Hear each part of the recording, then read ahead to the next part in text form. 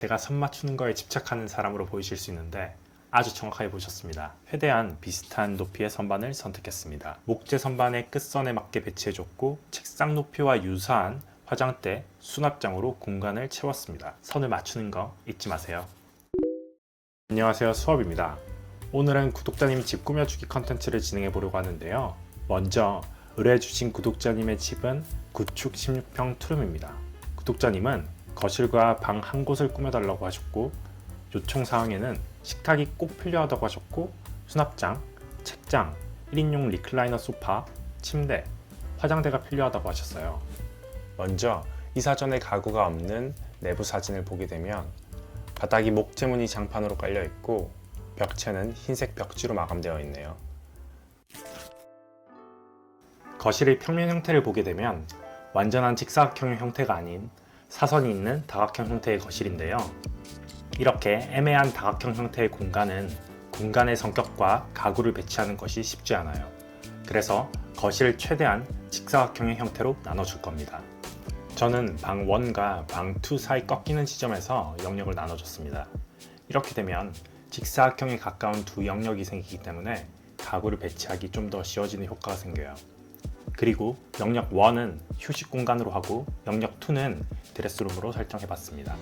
처음에는 주방과 식사 공간의 동선을 고려해서 식사 공간, 드레스룸, 휴식 공간 이렇게 총 3개의 영역으로 거실을 나눴었는데요. 이렇게 하다 보니 옷장이 노출되고 옷장 때문에 식사 공간에는 해를 못 받을 것 같더라고요. 그래서 최종적으로 크게 휴식 공간과 드레스룸 총 2개의 영역으로 구분하게 됐습니다. 공간은 같은 재질인 기존 책장과 선반으로 공간을 구분했고요. 휴게 공간은 주 출입문을 기준으로 소파 공간과 식탁 공간으로 또 한 번 공간을 나눠줬습니다. 공간을 나누고 나서 처음엔 가구들을 최대한 낮게 배치하려고 의도했었는데 그러다 보니까 책 수납에 대한 문제가 생겼어요. 그래서 책장을 원래대로 세워서 배치하는 쪽으로 계획을 수정했습니다. 공간을 나누고 나서 가장 먼저 고려한 건 바닥이었어요. 기존엔 목재 무늬의 장판으로 바닥이 깔려 있었는데 장판이 오래됐었기 때문에 집의 분위기를 바꾸기 위해서는 바닥부터 해결되어야 된다고 생각했어요. 그래서 복구가 가능한 바닥재를 깔기로 했습니다. 이전 영상에서 저희 집 바닥재를 같은 바닥재로 깔아봤었는데 굉장히 만족스러웠거든요. 아쉽지만 광고를 받은 건 아니고요. 직접 써보니까 깔끔하고 예뻐서 구독자님 거실에도 깔아봤습니다. 바닥재는 흰색 도든 데코 타일을 깔았고 책장이 있던 공간엔 1인용 리클라이너를 배치해 주었습니다. 측면 창문 쪽엔 창살을 가려줄 수 있는 커튼을 설치하고 식탁 공간엔 영역성을 주기 위해서 식탁 아래에 브라운 톤의 러그를 깔고 그 위에 화이트톤 식탁을 배치해서 색상이 잘 어울리도록 맞춰줬습니다. 추가로 식탁 측면 벽엔 깔끔한 유리 선반을 배치해봤어요. 여기서 중요한 부분은 선반의 높이인데요. 드레스룸과 휴게 공간을 나누는 책장과 수납장이 공간의 기준이 되기 때문에 높이가 낮은 가구는 목재 수납장의 높이와 맞춰주는 것이 중요합니다. 가구의 높이가 다르게 되면 공간에 선이 많아지기 때문에 정리가 안 되어 보이거든요. 그래서 저는 최대한 비슷한 높이의 선반을 선택했습니다. 다음으로 드레스룸에는 방에 있던 옷장들을 꺼내서 마주보도록 배치했는데요. 동선이 효율적이고 드레스룸의 성격이 프라이빗한 공간의 성격을 가지고 있기 때문이고요. 옷장은 목재 선반의 끝선에 맞게 배치해줬고 애매하게 남는 공간엔 아치형 라운드 스탠드 전신 거울을 배치해서 공간의 활용도를 높였습니다. 여기까지 보셨으면 제가 선 맞추는 거에 집착하는 사람으로 보이실 수 있는데 아주 정확하게 보셨습니다. 그런데 이런 사소한 선을 맞춰놓는 것이 전체적인 공간을 볼 때 정리되어 보이기 때문에 아주 중요한 요소입니다. 선을 맞추는 거 잊지 마세요.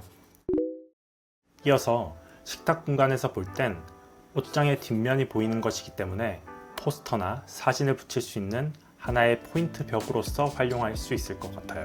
저는 식물 포스터를 벽에 붙이는 걸 좋아하는데 취향에 따라서 벽을 꾸며주시면 좀 더 다채로운 공간이 될 것 같습니다.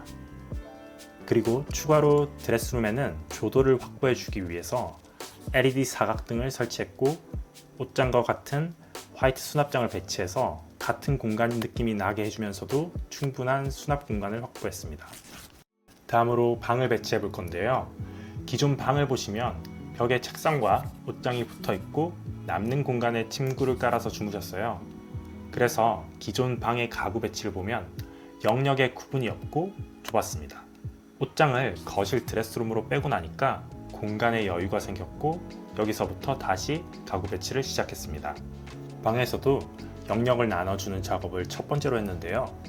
침대와 책상으로 공간의 영역을 구분시켜 주었고 창가에 침대와 책상을 마주보는 형태로 배치해서 두 공간의 영역을 나눴습니다. 그리고 벽에는 책상 높이와 유사한 화장대, 수납장으로 공간을 채웠습니다. 처음에 배치안을 총 4가지로 계획했었는데 수납장과 화장대를 놓은 공간들까지도 고려를 했을 때 침대와 책상을 마주보게 배치하는 게 방의 영역이 구분되고 동선적으로도 깔끔해 보였어요. 침대는 하부에도 수납이 가능하고 방 벽지가 흰색이기 때문에 방 분위기와 어울리는 목재색 제품을 선택했고 방의 포인트가 될 수 있는 검은색 스탠드 조명까지 같이 배치해봤고요. 화장대와 수납장도 목재색으로 선택해서 공간이 화이트 앤 우드로 느껴질 수 있게 공간을 계획해봤습니다. 오늘은 구독자 집 꾸며주기 시리즈 첫 번째 시간을 가져봤는데요. 거실의 형태가 직사각형이 아니다 보니까 배치가 쉽지 않은 집이었습니다. 그렇지만 최대한 직사각형에 가까운 형태로 공간을 나눠보려고 했고 그러다 보니까 또 자연스럽게 공간들이 정리가 됐는데요. 집을 꾸미려고 하는데 공간이 직사각형이 아닌 다각형 형태다? 라고 하면 이 영상 참고하시면 도움이 될 것 같습니다. 구독자 집 꾸며주기 시리즈는 앞으로도 계속 진행할 테니까요. 저희 메일이나 카카오톡 채널로 연락 주시면 도움드리도록 하겠습니다. 오늘도 시청해 주셔서 감사합니다. 수업이었습니다.